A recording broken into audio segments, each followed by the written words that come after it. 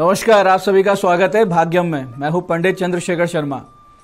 दर्शकों, सबसे पहले हम बात करते हैं आज के दिन के पंचांग की। आज दिनांक है 2 अगस्त सन 2023, विक्रम संवत 2080 चल रहा है। श्रावण अधिक मास है, कृष्ण पक्ष है, वर्षा ऋतु है, तिथि प्रतिपदा है और आज का वार है बुधवार। आज के नक्षत्र की बात करें तो श्रवण नक्षत्र दोपहर 12:58 तक है, आगे धनिष्ठा नक्षत्र आ जाएगा। योग आयुष्मान है, दोपहर 2:33 तक, आगे सौभाग्य योग है और योग की दृष्टि से आज का दिन शुभ है, योग कारक है, तो इसका पूरा सदुपयोग कीजिए।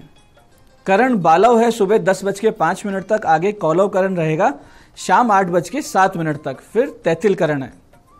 सूर्योदय का समय दर्शकों सुबह 5:42 का था और सूर्यास्त का समय शाम 7:11 का है। आज का राहु काल दोपहर 12 से 1:30 बजे के बीच रहेगा। इसे पूरी तरीके से टाल दीजिएगा क्योंकि इसमें कोई शुभ कार्य नहीं करते हैं और लंबी यात्रा पे नहीं निकलना चाहिए। अभिजीत मुहूर्त आज बुधवार होने से मान्य नहीं है। दिन में 2 बार दुष्ट मुहूर्त भी रहेंगे, इन्हें ध्यान से समझिएगा और सूझबूझ से टाल दीजिएगा। ये हैं दोपहर 12 बजे और फिर दोपहर 12:54 पे। आज का दिशाशूल दर्शकों उत्तर दिशा में, तो पहली कोशिश तो ये करें कि उत्तर दिशा की यात्रा को टाल दें। लेकिन अगर जाना बहुत जरूरी है, अनिवार्य यात्रा है, तो परिहार करके निकलें। परिहार बहुत सरल है, उत्तर की ओर मुख कीजिए, थोड़ा सा धनिया या मूंग के दाने खा के 5 कदम पीछे चलें और अपने हृदय में अपने इष्ट का या भगवान श्री राम का निवास माने, उनसे प्रार्थना करें और इस यात्रा पे निकल जाएं। तो यात्रा मंगल में रहेगी, शुभ रहेगी, सुरक्षित रहेगी और जिस कार्य से आप जा रहे थे वो कार्य भी सिद्ध होगा।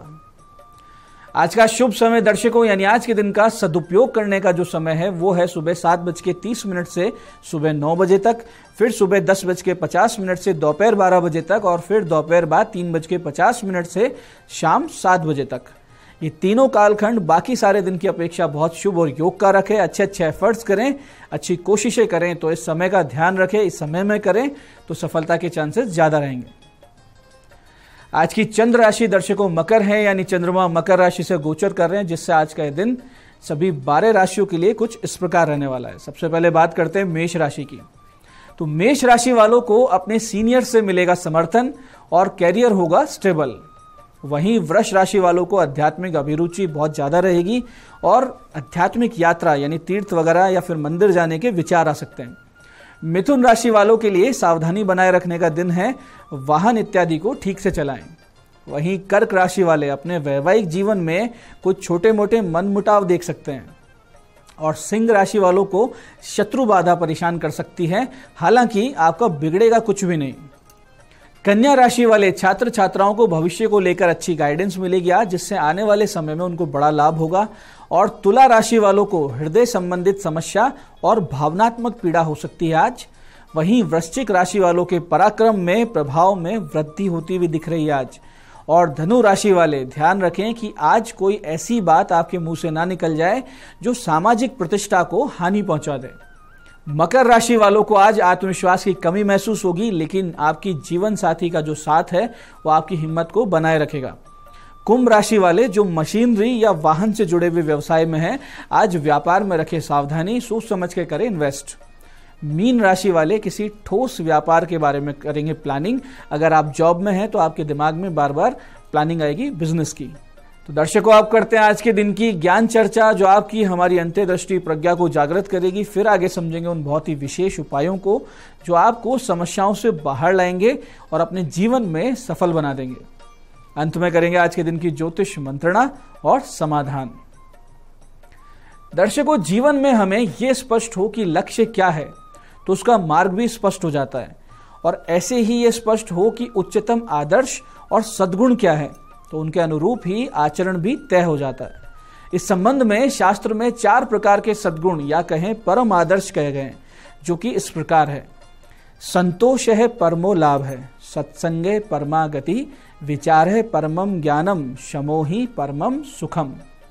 इसका अर्थ ये है कि संतोष ही परम लाभ है, सत्संग ही परम गति है, सद्विचार ही परम ज्ञान है और शांति ही परम सुख है।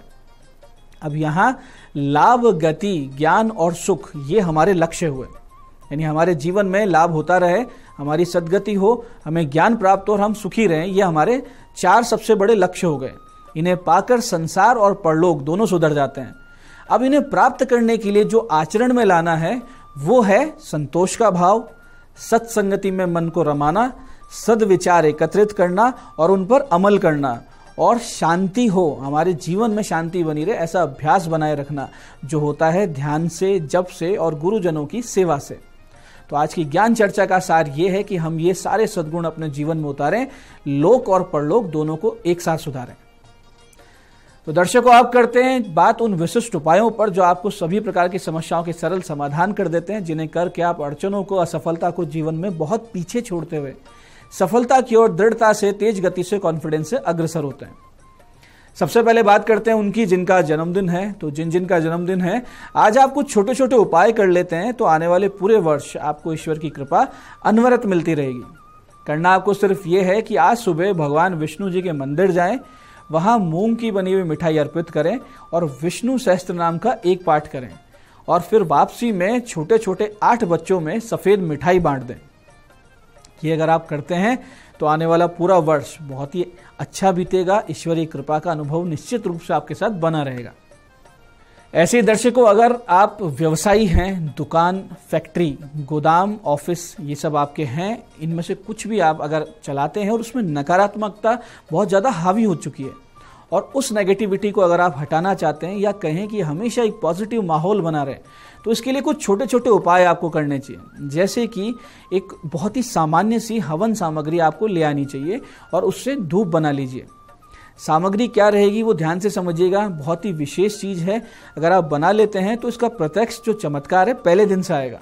सामग्री इस प्रकार है, नोट कर लीजिएगा। अगर, तगर, जटामासी, नागर मोथा, लाल चंदन का बुरादा, सफ़ेद चंदन बुरादा, गूगल, लौंग, पंचमेवा, इलायची, देसी गौघृत यानी गौ माता का जो देसी घी होता है, और गुड़। ये सारी वस्तुओं को कूट पीस कर और पेस्ट की तरह बना लीजिए और धूप बत्ती तैयार कर लीजिए। और फिर शाम को 8:30 के बाद में अपने सामने से रखिए और 12 पाठ गणेश द्वादश नाम स्तोत्र के यानी संकट नाशन गणेश स्तोत्र के 12 पाठ कीजिए। फिर 11 पाठ बजरंग बाण के कीजिए, 11 पाठ भैरव नामावली यानी अष्टोत्तर शत नामावली की कीजिए, और 32 पाठ माता दुर्गा के 32 नामों से कीजिए और सामग्री को अभिमंत्रित कर लीजिए। उसके बाद में सुबह शाम अपने व्यापारिक प्रतिष्ठान पर इस धूप को प्रज्वलित करें। अधिक बड़ा स्थान है तो 4 कोणों में लगा दें इसे। दर्शकों, तुरंत प्रभाव से इस धूप का कार्य आरंभ होता है और आप चमत्कारिक ढंग से सभी समस्याओं से बाहर आने लगते हैं। बहुत ही जबरदस्त एक पॉजिटिव माहौल आपके आसपास बने रहने लगता है। ऐसे दर्शकों, पति पत्नी की बेवजह की लड़ाइयाँ बहुत ज़्यादा हो रही हो, गुस्सा बढ़ता जा रहा हो, तो गूलर के पेड़ की 2 डालियाँ ले लें और उन पर अच्छे से अमर बेल, जो पीले रंग की बेल होती है वृक्षों पे आपने देखा होगा, अमर बेल को अच्छे से लपेट दें। इस प्रकार से लपेटें कि वो डालियाँ दिखना बंद हो जाएं। फिर उन दोनों डालियों को आज दोपहर 2:30 से 4:30 के बीच में एक गुड़ के टुकड़े, एक चांदी के सिक्के, एक मुट्ठी नमक और एक मुट्ठी ज्वार के साथ उस कमरे में कहीं ऊपर अलमारी वगैरह पे रख दें या रोशनदान में रख दें।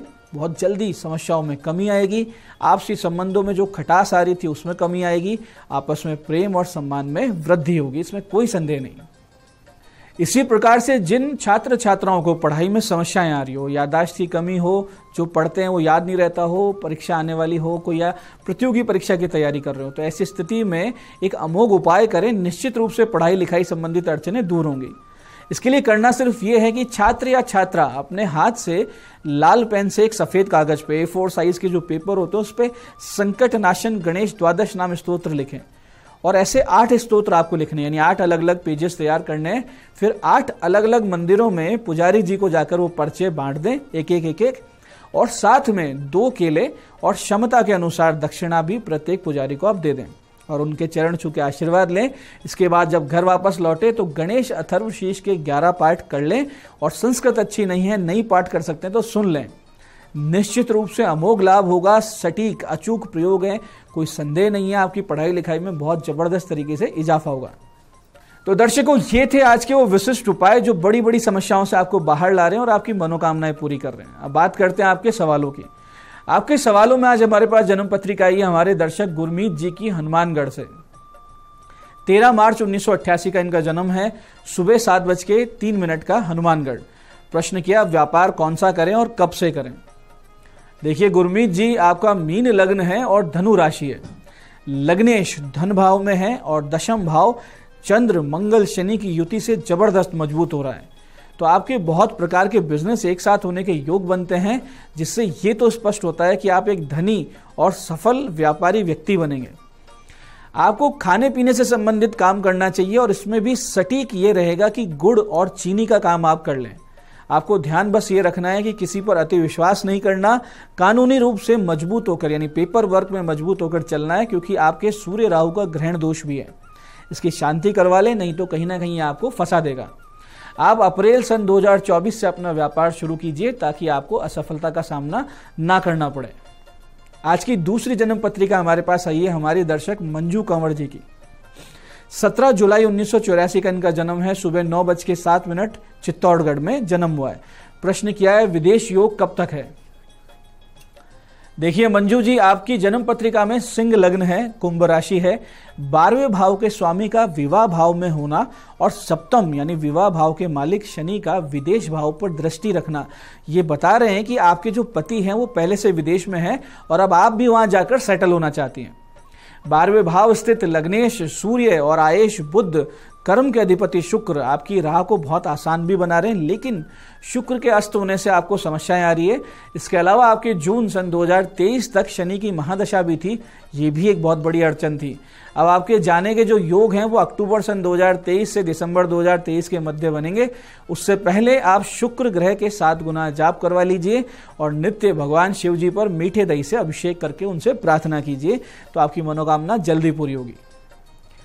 तो ये थी आज की ज्योतिष मंत्रणा। दर्शकों, आप भी अपनी जन्म पत्रिका की डिटेल्स और प्रश्न दिए गए नंबर्स पे व्हाट्सएप करके हमसे परामर्श ले सकते हैं, जिसका कि इसी कार्यक्रम के माध्यम से बहुत जल्दी उत्तर दे दिया जाता है। तो दर्शकों, ये था आज का पंचांग, आज के विशिष्ट उपाय और ज्ञान चर्चा। मैं पंडित चंद्रशेखर शर्मा ये आशा करता हूं कि बताए हुए उपायों को सही विधि, सटीक समय और अटूट श्रद्धा के साथ करके आप पूरा लाभ उठाएंगे और जो ज्ञान चर्चा, जो सत्संग हमने किया, इसे अपने जीवन में उतारेंगे। धीरे धीरे आपका जीवन शिवमय, सत्यमय और आनंदमय होता जाएगा। मैं महादेव से प्रार्थना करता हूं कि आप जब हमारे बताए हुए उपाय करें तो आपके कष्टों का निवारण हो और आपकी मनोकामना पूर्ति अवश्य हो। साथ ही साथ एक निवेदन कि श्रावण मास में वृक्षारोपण अधिक से अधिक संख्या में करें और ये जो भगवती प्रकृति आपके सामने, इसकी सेवा अवश्य करें। कार्यक्रम में बने रहने के लिए बहुत बहुत साधुवाद। भगवती आप सबका कल्याण करे। जय आदिशक्ति।